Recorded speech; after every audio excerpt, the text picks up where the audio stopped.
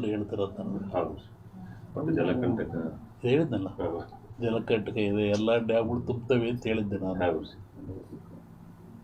ಇದೆಲ್ಲ ನಡೆದಲ್ಲಿ ಹೇಳಿದ 20 ದಿವಸ ಧಾರವಾಡದಲ್ಲಿ ಹೇಳಿದ್ದು ನಾನು. ಇದು ನಡೆದಿರೋದೆಲ್ಲ ಮುಂದೆಲ್ಲ ಸುಳ್ಳು. ಅದೇ ಅನಿಷ್ಟ ಜಾಸ್ತಿ. ಆಮೇಲೆ ಕರ್ನಾಟಕ ಪೊಲಿಟಿಕ್ಸು. ಒಬ್ಬ ಸನ್ಯಾಸಿ ತಪಸ್ಸಿ ಕೂತಿದ್ದಂತೆ. ಒಬ್ಬ ಬೇಡ ಒಂದು ಜಿಂಕೆ ಬಂದಂತೆ ಕೊಲ್ಲಕ್ಕೆ ಅಂತ. ಅವನ ಮುಂದೆ ಹೋಯ್ತಂಥದ್ದು ಜಿಂಕೆ. ಅವನು ಬೇಡ ಬಂದ, ಏನು ಸ್ವಾಮಿ ಇಲ್ಲಿ ಜಿಂಕೆ ಓದ ಅಂತ ಕೇಳಿದ. ಇವನು ಹೇಳಿ ಕೇಳಿ ಸನ್ಯಾಸಿ ಅವನಂದ, ಈ ಓತು ಅಂತ ಹೇಳ್ಬಿಟ್ರೆ ಕೊಂದು ಬಿಡ್ತಾನೆ.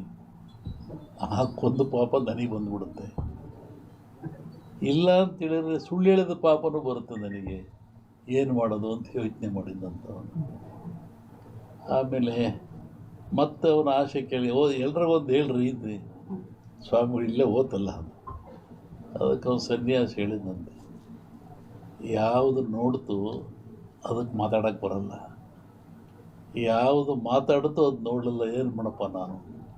ಕಣ್ಣು ನೋಡ್ತು, ನಿನಗೆ ಕಣ್ಣೇ ಹೇಳಬೇಕು ಓತು ಅಂತ, ಅದು ಮಾತಾಡಲ್ಲ. ಆದರೆ ನ್ಯಾಲಿಗೆ ಮಾತಾಡುತ್ತೆ, ಅದು ನೋಡಲಿಲ್ಲ, ನಾನೇನು ಮಾಡೋಣ ಅಂತ. ಹಂಗೆ ಈ ರಾಜಕಾರಣ ಹೇಳ್ಬೇಕಾದ್ರೆ ನಾವು ಹುಷಾರಾಗಿ ಹೇಳ್ಬೇಕಿದ್ರಲ್ಲಿ. ಇನ್ನೂ ಒಂದು ಹೇಳಿದ್ದು ನಾನು 20 ಹಿಂದೆ, ಮಹಾಭಾರತದ ಸನ್ನಿವೇಶ ತಗೊಂಡು ವೀರನಾಗಿರ್ತಕ್ಕಂಥ ಅಭಿಮನ್ಯುವನ್ನು ಕಾರಣ ಎಲ್ಲ ಸೇರಿ ಆ ಬಿಲ್ಲಿನ ದಾನವನ್ನು ಕಟ್ಟು ಮಾಡಿ ಅವನು ಮೋಸದಲ್ಲಿ ಕೊಲ್ತಾರೆ ಅಂತ.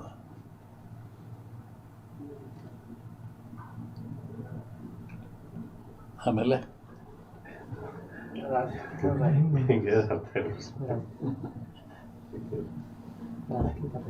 ಸಂಸತ್ನಲ್ಲಿ ಅದನ್ನ ಅಂದಾರಲ್ಲ, ರಾಹುಲ್ ಗಾಂಧಿ ಅದನ್ನ ಅಂದಾರಲ್ಲ ಸಂಸತ್ನಲ್ಲಿ. ರಾಷ್ಟ್ರ ರಾಜಕಾರಣದ ಬಗ್ಗೆ ಹೇಳೋದಾದ್ರೆ,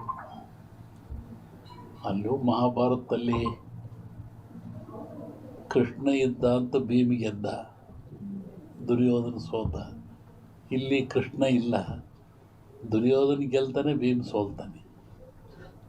ಇದನ್ನು ಅವತ್ತು ಹೇಳಿದ್ದೆ ಅವನಲ್ಲಿ.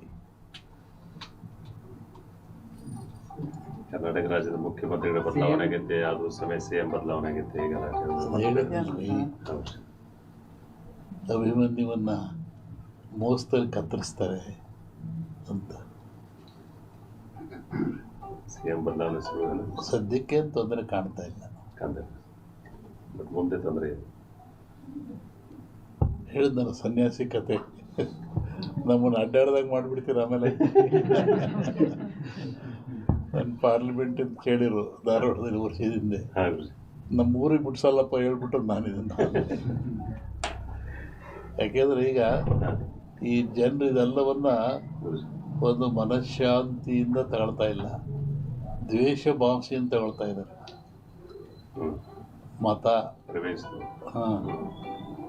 ಮತ ಅಂದರೆ ಒಪ್ಪಿಗೆ ಅಂತ, ಮತ ನೀಡುವುದು ಒಪ್ಪಿಗೆ ಅಂತ. ಆತ್ಮಸಾಕ್ಷಿಯಾಗಿ ನಿಮ್ಮ ಮತವನ್ನು ನೀವು ದಾನ ಮಾಡ್ತಾ ಇಲ್ಲ, ಪರ್ಚೇಸ್ ಮಾಡ್ಕೊತಾ ಇದ್ದಾರೆ ಅವರು. ಹೀಗಾಗಿ ರಾಷ್ಟ್ರ, ರಾಜ್ಯ, ರಾಜಕೀಯ ಯಾವಾಗ ಎಲ್ಲಿವರೆಗೂ ನೀವು ಕೂಡ ಮತ ಪರ್ಚೇಸ್ ಆಗುತ್ತೆ ಅಲ್ಲಿವರೆಗೂ ಲಾಭ ನಷ್ಟ ಇರೋದೆ. ಲಾಭ ಯಾರು ಮಾಡ್ಕೊತಾರೆ, ನಷ್ಟ ಯಾರು ಮಾಡ್ಕೊತಾರೆ. ಸೋತನು ಸತ್ತ, ಗೆದ್ದನು ಸೋತ. ಒಂದು ಎಲೆಕ್ಷನ್ ಅಂದರೆ ಒಂದು 50-60 ಕೋಟಿ ಬೇಕು. ಮತ್ತು ಹೆಂಗೆ ನೈಜ ರಾಜಕಾರಣ ನಾವು ಅಪೇಕ್ಷೆ ಪಡ್ತೇನೆ. 20 ದಿವಸ ಹಿಂದೆ ನಾನು ಧಾರವಾಡದಲ್ಲಿ ಹೇಳಿದ್ದೆ, ನಾನು ಈ ಥರ ಮಳೆ ಆಗುತ್ತೆ, ಭೂಮಿ ಕಂಪಿಸುತ್ತೆ, ಗುಡ್ಡಗಳು ಬೀಳ್ತವೆ, ಜನಗಳು ಸಾಯ್ತಾರೆ, ರೋಗ ರುಜಿನಗಳು ಹೆಚ್ಚಾಗ್ತವೆ. ಇದು ಇಂಡಿಯಾಕ್ಕಲ್ಲ, ಜಾಗತಿಕ ಮಟ್ಟದಲ್ಲಿ ಕೆಲವು ರಾಜ್ಯಗಳು ಮುಳುಗ್ತವೆ ಅಂತ ಹೇಳಿದ್ದ ನಾನು. ಈಗ ಅದರ ಪ್ರಕಾರವಾಗಿ ನನ್ನ ಲೆಕ್ಕ ಇನ್ನೂ ಅಮಾವಾಸ್ಯೆವರೆಗೆ ಇರ್ತದೆ. ಅಮಾವಾಸ್ಯೆ ನಂತರ ಮತ್ತು ಬೇರೆ ಭಾಗದಲ್ಲಿ ಹೋಗ್ತದೆ ಅದು. ಒಟ್ಟಿಗೆ ಇದು ಕ್ರೋಧಿನಾಮ ಸಂವತ್ಸರ. ಕ್ರೋಧನ ಸಿಟ್ಟು ಅಂತ ನಮ್ಮ ಹಿಂದೂಗಳ ಪ್ರಕಾರವಾಗಿ. ಇದರಾಗ ಒಳ್ಳೆಯದು ಕೆಟ್ಟದಿದೆ.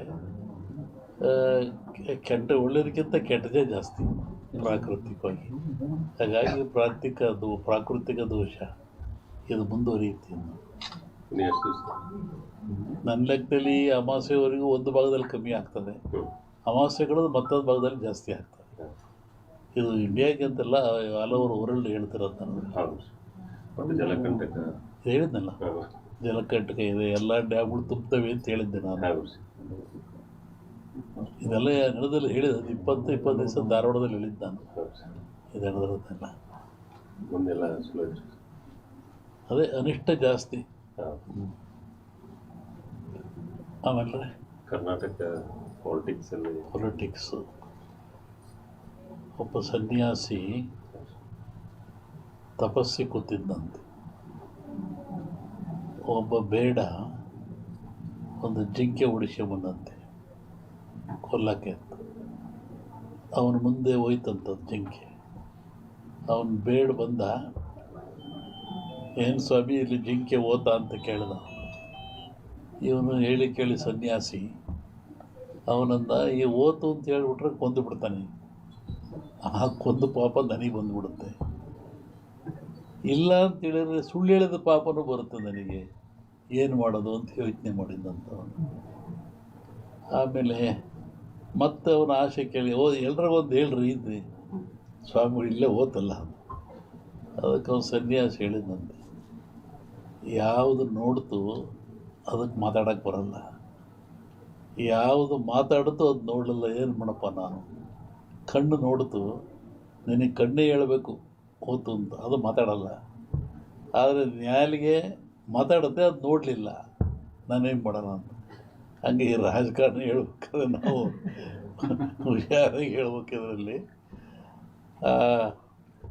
ಇನ್ನೂ ಒಂದು ಹೇಳಿದ್ದು ನಾನು 20 ಹಿಂದೆ, ಮಹಾಭಾರತದ ಸನ್ನಿವೇಶ ತಗೊಂಡು ವೀರನಾಗಿರ್ತಕ್ಕಂಥ ಅಭಿಮನ್ಯುವನ್ನು ಕಾರಣ ಎಲ್ಲ ಸೇರಿ ಆ ಬಿಲ್ಲಿನ ದಾನವನ್ನು ಕಟ್ಟು ಮಾಡಿ ಅವನು ಮೋಸದಲ್ಲಿ ಕೊಲ್ತಾರೆ ಅಂತ.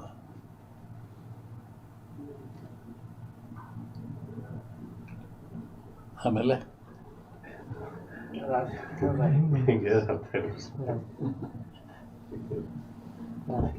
ನಿಮ್ಮ ಸಂಸತ್ನಲ್ಲಿ ಅದನ್ನೇ ಅಂದಾರಲ್ಲ, ರಾಹುಲ್ ಗಾಂಧಿ ಅದನ್ನೇ ಅಂದಾರಲ್ಲ ಸಂಸತ್ನಲ್ಲಿ. ರಾಷ್ಟ್ರ ರಾಜಕಾರಣದ ಬಗ್ಗೆ ಹೇಳೋದಾದ್ರೆ ಅಲ್ಲೂ ಮಹಾಭಾರತದಲ್ಲಿ ಕೃಷ್ಣ ಇದ್ದ ಅಂತ ಭೀಮಿಗೆ ಗೆದ್ದ, ದುರ್ಯೋಧನ ಸೋತ. ಇಲ್ಲಿ ಕೃಷ್ಣ